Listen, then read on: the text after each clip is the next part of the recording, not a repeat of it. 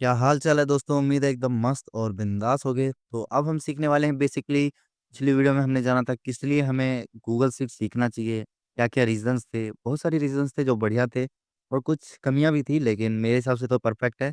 अगर आपने पहली वीडियो देखी है तो उम्मीद है आप सीखने के लिए आए होंगे। तो चलिए स्टार्ट करते हैं। सबसे पहले हम जान लेते हैं किस तरह से यहाँ पे हम गूगल शीट को ओपन करते हैं। सारी चीज़ें जानते हैं, चलिए स्टार्ट करते हैं। क्योंकि देखिए, अगर आप एक्सेल, एमएस वर्ड ये सब चीज़ ओपन करना चाहते हैं तो बेसिकली आपको परचेज़ करना पड़ता है, फिर यहाँ पे ओपन करना पड़ता है। लेकिन इसमें कोई परचेज़ का झंझट नहीं है, एकदम फ्री है। इसके लिए सिंपली आपको सबसे पहले अपना गूगल क्रोम ओपन कर लेना है और गूगल क्रोम ओपन करने के बाद अगर आपकी आईडी लॉगिन है, तो सिंपली आपको ऐड अकाउंट पे क्लिक करना है। जो भी आपका अकाउंट है, सिंपली उस पे क्लिक करके यहाँ पे ओपन कर लेना है। नहीं है, तो सबसे पहले आपको ऐड पे क्लिक करना है, साइन इन पे क्लिक करना है और अपनी आईडी यहाँ पे ईमेल आईडी फिल करके नेक्स्ट करके अपनी आईडी लॉगिन कर लेना है। अगर आपके पास नहीं है ईमेल आईडी, तो आपको क्रिएट अकाउंट से आईडी क्रिएट कर लेना है। अगर ये आपको नहीं आता तो आप पूछ सकते हो, वैसे हर एक बंदे के पास ईमेल आईडी तो रहती है। तो अभी हम सिंपली यहाँ पे जानते हैं किस तरह से ओपन करते हैं। तो अभी ये मेरी वाली आईडी है, तो मैं इस पे क्लिक करूँगा। सिंपली क्लिक करने के बाद इस तरह से आपका गूगल का इंटरफेस आता है, क्रोम का इंटरफेस आता है, आप जानते ही होंगे। उसके बाद आपको बहुत सारे तरीके मिल जाएँगे अपनी गूगल शीट को ओपन करने के लिए। मैंने लॉगिन करना इसलिए बताया क्योंकि वो ज़रूरी है। अगर आप गूगल शीट ओपन करोगे तो वहाँ पे ज़रूरी पड़ेगा। जैसे मुझे यहाँ पे ओपन करना है तो सिंपली यहाँ पे देखिए, यहाँ पे डॉटेड जो है ना, यहाँ पे इस पे आपको क्लिक करना है। ये होते हैं गूगल ऐप्स। गूगल से रिलेटेड जितने भी ऐप होंगे वो सारे आपको यहाँ पे मिल जाएँगे। गूगल डॉक, गूगल शीट और गूगल स्लाइड, ये सारी चीज़ें आपको यहाँ पे मिल जाएगी। तो किस तरह से ओपन करना है मैंने बता ही दिया है। लेकिन अगर आपको दूसरे तरीके से ओपन करना है तो यहाँ पे सर्च पे क्लिक करो। यहाँ पे आपको सर्च करना है बेसिकली गूगल शीट। सर्च करने के बाद फर्स्ट वाली साइट आएगी, आपको इस पे क्लिक करना है। अगर आपने आईडी लॉगिन कर रखी होगी तो डायरेक्ट आपका इस तरह से गूगल शीट ओपन हो जाएगा। तो बहुत आसान था गूगल शीट ओपन करना, उम्मीद है आप समझ गए होंगे। तो चलिए अब इसका इंटरफेस जानते हैं। मैं तो सजेस्ट करूँगा आपको, जब भी गूगल शीट ओपन करना है तो सिंपली यहाँ पे इस डॉटेड एरिया पे क्लिक करो गूगल ऐप्स पे और सिंपली यहाँ पे नीचे आके शीट्स पे क्लिक कर दो, तो आपका डायरेक्ट गूगल शीट ओपन हो जाएगा। इस तरह से आपका इंटरफेस होगा। जब भी आप एक्सेल ओपन करते हो, अगर आपने एक्सेल सीखा है तो इसी तरह का इंटरफेस मिलता है।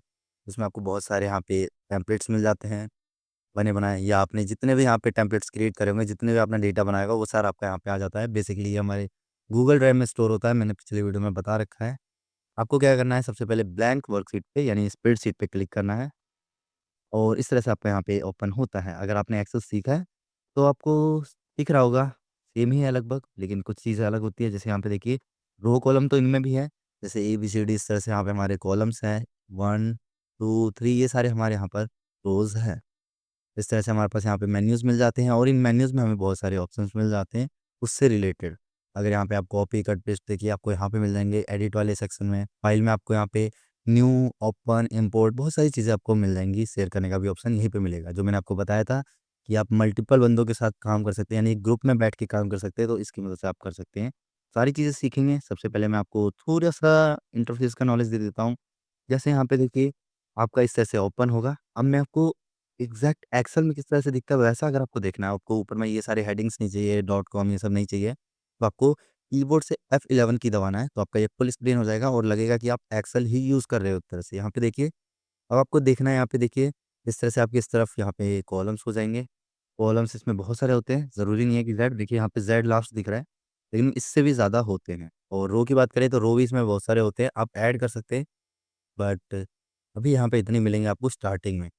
आपको ये फिर सेल्स मिल जाएँगे, बेसिकली कॉलम और रोज़ की मदद से यहाँ पे सेल्स क्रिएट होते हैं। और जो हमारा वर्टिकली होता है, यहाँ पे वर्टिकली बार जो होता है ये हमारे कॉलम्स होते हैं और हॉरिज़ॉन्टली जो यहाँ पे हमारी लाइन्स होती है ये हमारे रोज़ होते हैं। तो इस तरह से होता है।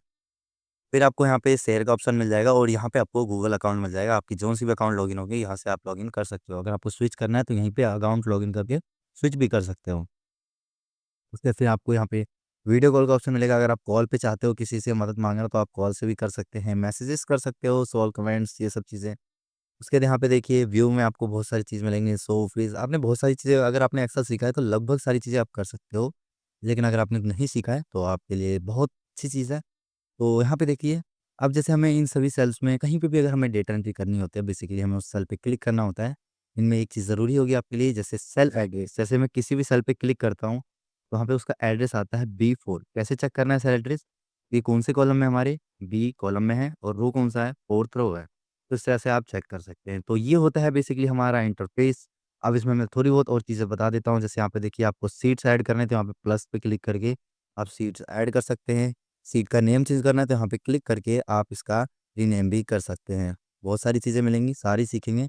अभी बस नॉर्मल चीज़ें जान लेते हैं, क्योंकि एक वीडियो में सारा बताना बहुत मुश्किल हो जाता है।